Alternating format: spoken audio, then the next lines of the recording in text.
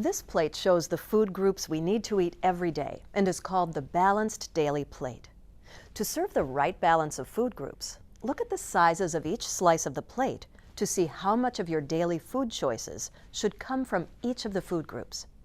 You'll notice some slices are big, like fruit and vegetables, while others, like protein, are small, and extras are even smaller yet. As the plate shows, we need to eat plenty of fruits and vegetables, and grain products like whole wheat bread, pasta, or brown rice. We also need to eat some dairy foods, such as low-fat milk or yogurt, as well as lean meat, fish, eggs, or beans.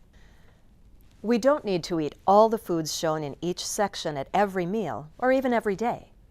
But we do need to eat some food from each of these groups throughout the day, the exception being the extras group, of course. We don't need to eat anything from this group every day, or at all.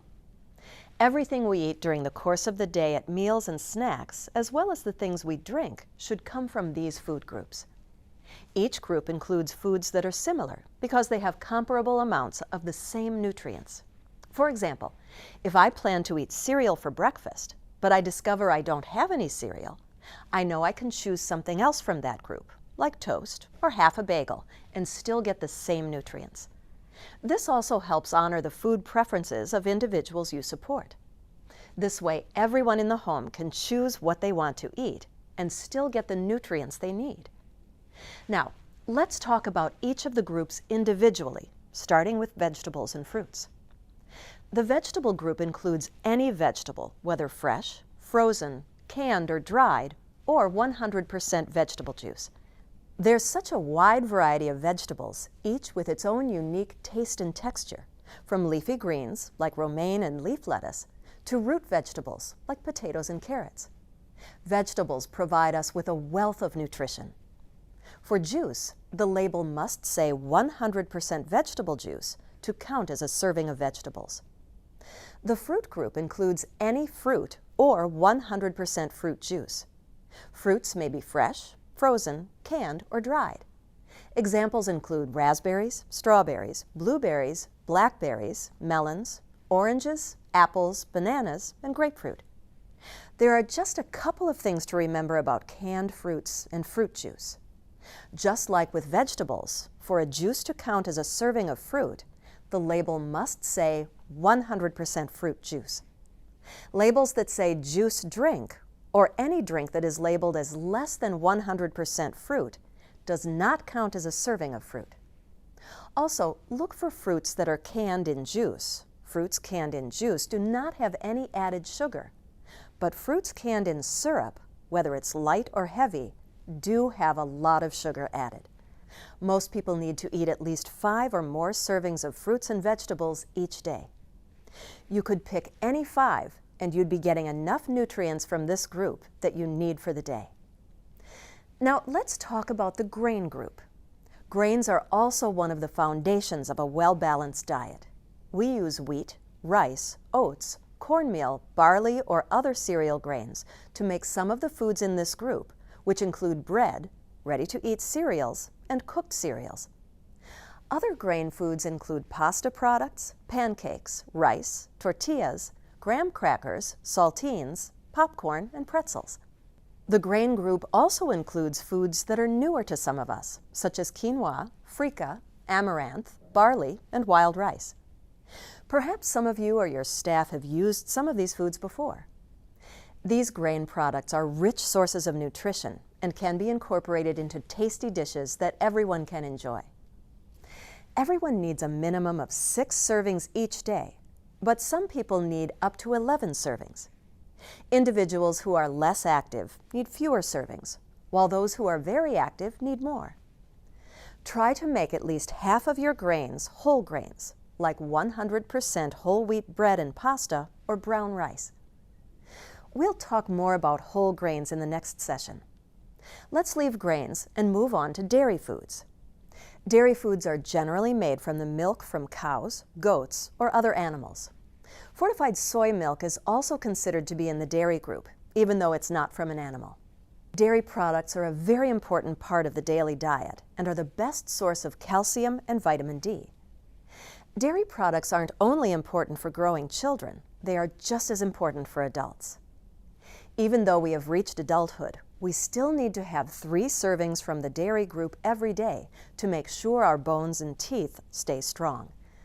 The dairy group includes milk, yogurt, cheese, and milk-based desserts such as frozen yogurt, pudding, and custards. Combination foods made from milk and milk products such as cream soups and macaroni and cheese also contribute to the dairy group. We'll talk more about combination foods later in this session.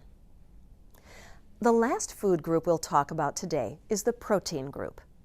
The foods in this group are valuable sources of protein, iron, and B vitamins. The protein group includes beef, pork, turkey, chicken, fish, shellfish, eggs, dried beans and peas, tofu, nuts, seeds and nut butters, such as peanut or almond butter. Protein also includes other animal products that are served in a variety of cultures, such as goat, lamb, rabbit, venison, duck, and pheasant. If we eat protein foods twice each day, we have satisfied our body's need. In the United States, we sometimes tend to eat more protein foods than our bodies need. The trick is to eat just the right amount and not too much. We'll be talking about serving sizes later in this session. As we mentioned earlier, some foods are combination foods, like macaroni and cheese. These dishes contain foods from several food groups. This particular casserole has protein, vegetable, grains, and dairy. This homemade pizza is prepared with lean hamburger, a whole wheat crust, tomato sauce, part skim mozzarella cheese, onions, green peppers, and mushrooms. This pizza is a healthy combination food. The typical pizza we buy in restaurants or grocery stores tend to be relatively unhealthy because of the large amount of fat and sodium they contain. Think carefully about what you're including in the combination foods you prepare. Although combination dishes include several foods, it might not include everything you need. If it doesn't, make sure you add the food group that is missing to the meal to round it out. Now we need to talk about what a healthy serving size is. Sometimes it's hard to know what a healthy serving size is because there are so many different reference points. For example, this is a typical serving of pasta served in a restaurant, and this may be the amount of pasta you typically put on your plate. This is actually what a healthy serving size of pasta looks like. That's quite a difference, isn't it? How do we go about making sure we're serving the right portion size? A healthy serving of food can be measured with a measuring cup or measuring spoon, or something that you always have with you, your hand. Parts of your hand can be a guide to measure a serving size. As we just saw, it's important to measure the amount of food that's served. If we guess, we'll likely serve too much food and too many calories to individuals. Involve the individuals you support to portion out their own foods by using these methods. Use a measuring cup or your fist to measure the following foods: casseroles, cereal, fresh fruit, salad, soup, yogurt, and milk. Use the palm of your hand to measure meats such as salmon, chicken breast, pork, and beef. Use a tablespoon or the size of your thumb to measure the following foods: salad dressing, mayonnaise, oil, peanut butter, sour cream, cream cheese. Use half a cup measure or your cupped hand to measure the following foods: cereal, pasta, rice, cooked vegetables, mashed potatoes, cottage cheese. Use a teaspoon measure or the tip of your thumb to measure the following foods: margarine, butter, jam or jelly. Make sure you use a measuring teaspoon, not a teaspoon used for eating. This will give a more accurate measurement.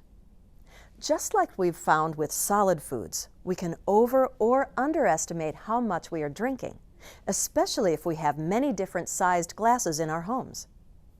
To make sure we're getting a healthy serving size of liquids, like milk or juice, it's important to know how much your glass holds.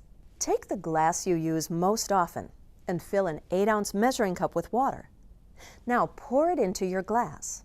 How much of it does it fill? This is a healthy serving of milk. Make a mental note of how full the glass should be to give an 8-ounce serving. A healthy serving of juice is 6 ounces. Take the glass you used most often for juice and fill a 6-ounce measuring cup with water. Pour it into your glass. How much does it fill? This is a healthy serving of juice. Make a mental note. You can't always tell by looking at a glass how much it holds. Tall, skinny glasses usually hold less, and short, wide glasses usually hold more. But the best bet is to measure before you pour. Similarly, we can't always easily tell by looking at our plates how much food we actually have. Each of these plates has the same amount of food on it. As you can see, if you eat from a smaller plate, the food portion looks bigger. The size of your plate really does matter when deciding how much food you would actually put on your plate. For example, on a large plate, a healthy serving size of pasta looks like you don't have much to eat. If you place the same amount of pasta on a smaller plate, it looks like you have the right amount. Studies show that people who eat from smaller plates actually eat less. We eat with our eyes first. If you don't see enough food on your plate, you're going to think you need more. So reach for the smaller plates first. Here's a summary of the main points I've made. Follow the balanced daily plate to serve the right balance of foods individuals need each and every day.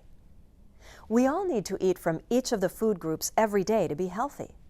Fruits, vegetables, and grains should be the foundation of our diet. We need dairy and protein foods too, but not in large quantities. And finally, use a measuring cup, measuring spoon, or parts of your hand to measure a healthy serving size.